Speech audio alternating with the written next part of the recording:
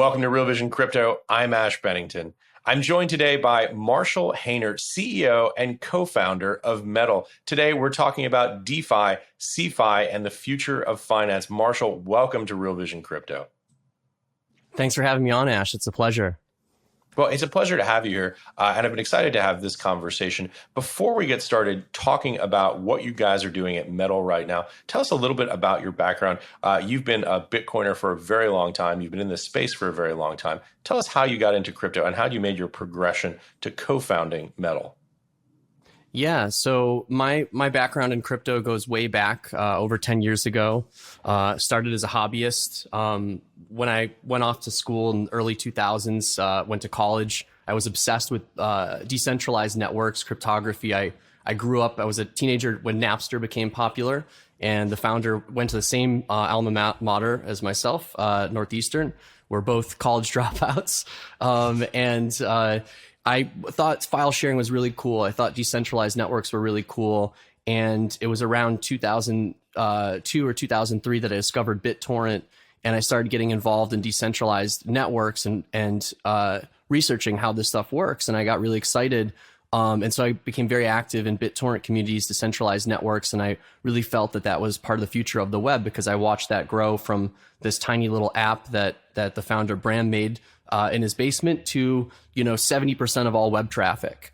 And by 2009, I discovered Bitcoin because of BitTorrent. Somebody in a forum that I was on brought up a topic of conversation. He was an artist that was published, self-published, and wanted to publish his records on a now defunct website called what.cd, and he couldn't monetize that. And people had all types of ideas, and somebody brought up the idea of Bitcoin. And since I was obsessed with BitTorrent at the time and this vision for a decentralized web, I immediately Googled that, and that began the journey. It took me a few weeks, about like 2 weeks in late 2009, like November, December 2009. It took me about 2 weeks to figure it out. I had the original Bitcoin QT software on my 2008 MacBook Pro, and I was trying to figure out where in the docs, where in the RPC, it connects to some sort of banking API or something. I just couldn't figure it out. And then I realized it doesn't. And that's where I got really excited. I started buying Bitcoin. I started mining Bitcoin when you could GPU mine Bitcoin. That laptop, that 2008 MacBook Pro I brought into the Apple store, the bar completely warped. They asked, "What do you do to this thing?" And I said, "I've been mining Bitcoins." And they said, "What?" And now Apple knows what that is. But at the time, it was very niche. I became obsessed with this. I was on Bitcoin Talk. I was on P2P Foundation, all the early Reddit, all the early forums and IRC. And by 2012, I realized after a few years that there was just no good software. We had Venmo. We have iPhones now. We have PayPal. We have all these things. So why am I going to boot up my laptop and wait, 20 minutes for Bitcoin QT to load to send you this transaction where there's nowhere to cash it out, right? There needs to be a banking service or like a PayPal for crypto. And that's kind of where I got this idea of starting to build a PayPal for crypto. So by 2013, I launched an app called QuickCoin, and it was an easy to use Bitcoin wallet. So at the time, I would set up family and friends with paper wallets and the old Skildebach wallet. And for the most part, it was very like an IT thing, a nerdy kind of developer thing, hobbyist thing, just like BitTorrent was for me.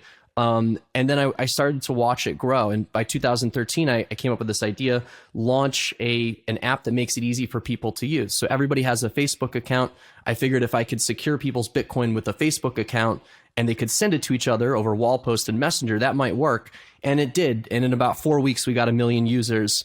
That blew up. And then I was approached by Jed McCaleb from Stellar and asked me if I would leave and join if I would go and join Stellar to help them launch the Stellar project. I did in 2014. At the same time, end of 2013, as I was just kind of launching QuickCoin, this thing appeared called Dogecoin. And a lot of people asked me, "What is this? Is it a joke?" And it was. And I started researching that, and I reached out to the founder, and we became friends, and I became very active and involved in the Dogecoin space because what was once a hobby for me had become kind of less of a hobby, where everyone stopped asking you, how does it work, and started asking you, what's the price going to be next week or next month?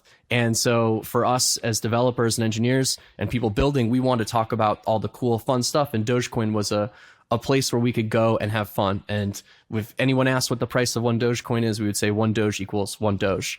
So that was fun for me.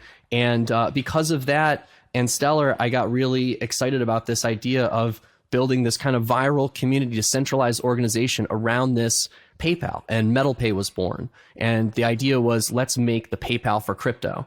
I was on the right path because, now in 2022, not only does PayPal have crypto, but they've added it to Venmo. They're completely overhauling their stack to add blockchain and crypto, and it was the right move. So from 2016 to now, the company has grown pretty significantly. Started with myself and my co-founder, who was Glenn Marion, our CTO, who actually created the original Dogecoin wallet, Doge Wallet.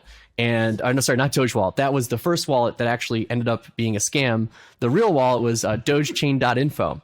And back in the day, before Bitcoin, blockchain.com, it was actually called blockchain.info. So all the Bitcoiners would go to blockchain.info. And when Dogecoin appeared, we had our dogechain.info. And that was created by Glenn. So I met him while working with a company called Block.io. We hit it off, and we started MetalPay in 2016. Flash forward to 2022, the vision was to make something that everybody could use. Everybody could download this app. Everybody could have this crypto experience. And beyond just Bitcoin or just buying and selling, what do these networks enable you to do? NFTs, smart contracts, financial transactions. It's not just speculating on crypto. So that was kind of the vision. And as we grow, we are pursuing a U.S. bank charter, a de novo bank charter. And we really took a different route than a lot of the other startups, because as I started to build this PayPal for crypto, I realized I have to do everything 10 times better than the traditional fintech walking into a Visa or a MasterCard or a bank partner. Because when I mention the word Bitcoin, I'm usually kicked out of the room. And I was in the very beginning. As I built a compliance program, as I built a team and brought in executives from Visa and MasterCard and from Bank of America and BNY Mellon and top financial institutions, we built the right programs, and we really built a compliant operating system. And that has allowed us to survive and grow. And I think that now what's happening is really interesting. The crypto landscape is becoming regulated. And that is going to completely shift the way that we interact with these things. In one way, it's going to kind of eliminate some of the riskier things that you see out there, and definitely kill a lot of what I believe to be, scams or just high yield investment, just the reiteration of the high yield investment program, but for crypto or something. I'd like to see that go away. And we're going to see all the top banks integrating crypto. This year alone, I think New York Dig's bringing on something like 200 banks. So this is becoming a mainstream thing. Hey, if you like this clip, be sure to check out the full interview and more only on realvision.com/crypto. It's 100% free. Sign up now.